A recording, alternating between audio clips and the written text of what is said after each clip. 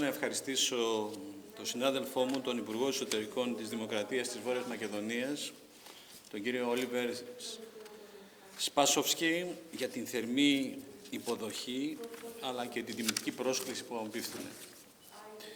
Σήμερα μας δόθηκε ευκαιρία να συζητήσουμε θέματα κοινού ενδιαφέροντος και να αναζητήσουμε τρόπους και μεθόδους ενίσχυσης της διμερούς διασυνοριακής συνεργασίας στην καταπολέμηση του οργανωμένου εγκλήματος και της τρομοκρατίας, τόσο για την εσωτερική ασφάλεια των χωρών μας, όσο και για την περιφερειακή ασφάλεια στην περιοχή.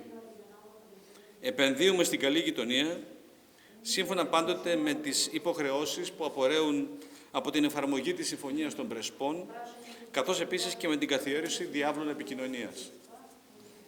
Είναι καθοριστική σημασίας ζητήματα να εφαρμοστούν πλήρως όσα προβλέπει η Συμφωνία των Πρεσπών αναφορικά με τη μετονομασία Υπουργείων, Δημόσιων Υπηρεσιών, Δρόμων κτλ.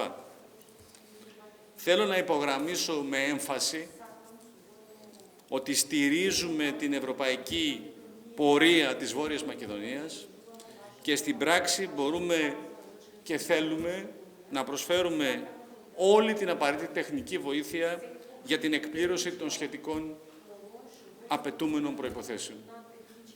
Εκτιμώ πως σήμερα εγκαινιάζεται μία διαδικασία άμεσης συνεργασίας στη βάση της αμοιβαίας εκτίμησης, στη βάση της αμοιβαίας ειλικρίνειας, της εμπιστοσύνης και να προσφέρουμε αποτελεσματικότερες υπηρεσίες ασφάλειας στους πολίτες των χωρών μας. Για τον σκοπό αυτό αναγνωρίσαμε ότι ένα πολύ σημαντικό βήμα για τις διμερείς μας σχέσεις είναι η υπογραφή, η συνομολόγηση μιας συμφωνίας αστυνομικής συνεργασίας, η οποία θα θέσει τα θεμέλια για την ενίσχυση των αρχών επιβολής του νόμου σε στρατηγικό και επιχειρησιακό επίπεδο.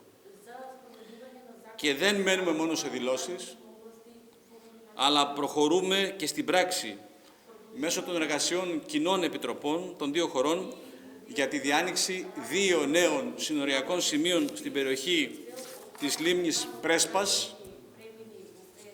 και στους προμάχους και το Μάιντεν από την πλευρά της Βόρειας Μακεδονίας. Αυτές οι προσπάθειες αυτή τη στιγμή είναι σε εξέλιξη. Παράλληλα εξετάζουμε από κοινού τη δυνατότητα δημιουργίας ενός κέντρου επαφής αστυνομικής συνεργασίας κατά τα πρότυπα των αντίστοιχων συνεργασιών με τις αρμόδιες αρχές άλλων χωρών. Θέλω να εκφράσω την αισιοδοξία μου,